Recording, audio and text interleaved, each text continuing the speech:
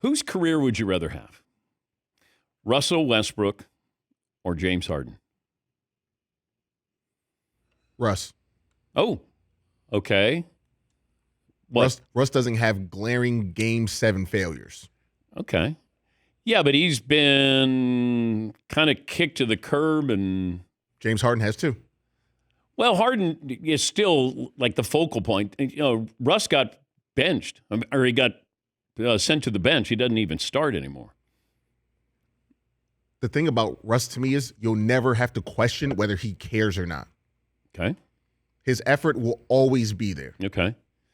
All right. He's coming out. That's fair. Okay. Yeah. That's fair. Paulie? Yeah, I'm with Marvin. Westbrook seems like an effort guy who's got flaws, but they're not intentional. And Harden, at times in his career, felt like he wasn't all in, whether it be conditioning or whatever it may be. It's close, though. Todd? I'm going to give the edge to Harden just because he's got that cool nickname, the Beard. Russ doesn't really have a nickname, and he got all the triple doubles and everything. But if nothing else, if it's fairly even, I'm going to go, that's the Beard in the history of the NBA. That's James Harden. Oh, okay. Seton, what about you? Russell Westbrook Jr. the third or James Harden? Probably give a slight edge to Harden. I think ultimately he maybe has had a better career.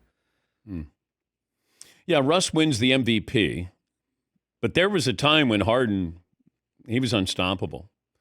That, 3 years in a row, he led the league in scoring. That damn postseason, if it was just based on, if we only had regular seasons, everything would be great. You'd look at Harden, you go, man, he's great. It's that postseason and those, damn game sevens. Yes, Seton. They each have an MVP, right? I think they each have one. Yeah. So they're kind of tied there. Scoring wise, averaging a triple-double, how many times in his career, Russell Westbrook? That's pretty cool. Yeah. 4 times. Yeah, but you forget Harden is a great passer. How many times has Harden had double-digit assist seasons? Great scorer, but also, and granted, he has the ball all the time. But, Westbrook had the ball all the time, too, in his triple-double seasons. Yes, Pauline. Harden had 10 or more assists 8 different times in his pretty career. Impressive. Like, how many guys have had that in their career? Yes, Eden. It feels like Harden, at least his style of play has aged a little better, maybe. He seems to still be pretty effective. Well, what is Russ's style of play? All out. It's just like frenetic up and down. Yeah. Yes, Todd. It didn't work out bouncing from one place to another, but also if perception is reality, when you think of like putting a big 3 together, Harden's name comes up with like big 2 or 3s. Russell Westbrook would never be named as part of the big 2 or 3 of a team that could possibly win a championship. He was. Not as much though as Harden. It's like every team Harden's gone because to. Westbrook and Durant were the big 2. Harden was off the bench in OKC. So Russ has been, the first or second best player on his team. And Harden was a 6th man back then for OKC. And then all of a sudden he's going, I want to have my own team. Get me out of here. I'm going to Houston. Yeah, Paulie. If I was describing Westbrook's style of play, it's like he has a 12-second shot clock instead of 24.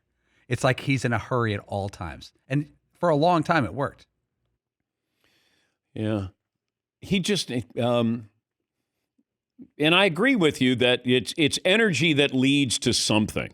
The problem is it can also lead to bad things.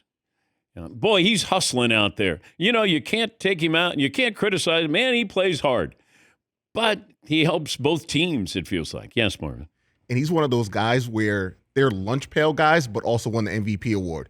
Like Moses Malone would be a lunch pail guy, but he's just averaging 30 and 20. Yeah. Like Larry Bird, like a lunch pail guy where it's like, you know what, he'll die for every ball. He'll go for every loose rebound. That's what Russell Westbrook is. And he's more aesthetically pleasing, maybe to me, because James Harden with the foul baiting, it would just throw me off. Okay. But he created a move, right? Like, although, do we give Manu Ginobili credit for the Euro step or Sharunas Marciulionis, whoever it was? It can't be an American who gave us the Euro step because it's called the Euro step. But I don't know. Do we go with Ginobili? Man, he's a Hall of Famer. But do you go, yeah, and he gave us a move. More people do the Euro step than do James Harden's move. Right? So Manu has had a bigger impact on his one move than James Harden. Yeah, Paulie. Harden didn't at all invent the step back, but it felt like he mastered it and took it to an extra step back. Okay, but who had the step back before that? Because it was a step back and over. Reggie Miller said that he did it a little bit, and Kobe actually sampled it from him a long, long time ago. Kobe used to do a light step back in the second half of his career. Yeah, but nothing as egregious. No. It felt like when you watched Harden, you go, that's a travel. Clearly. And then we had the commissioner on. He goes, no, it's not a travel. Like, where I'm from, that's a travel. Yeah, Paulie. That area of the NBA was like, if you live in a town where it's 55 and everyone's going 65, and they go, instead of busting people, we'll just up it to 65. Everybody gets to go 65. Yeah. We're not arresting anybody for going 65, but we would prefer you went 50. It's like carrying. I'm watching old highlights, and it's not old highlights, but it's where guys just, you're watching Luka. It would be like a waiter bringing your tray out. Like his hand is under the ball and then just carrying it like that. And I kept thinking, these guys are so good. Like they don't need that advantage of, I got a great handle and they let me do things where you can carry the ball with your handle.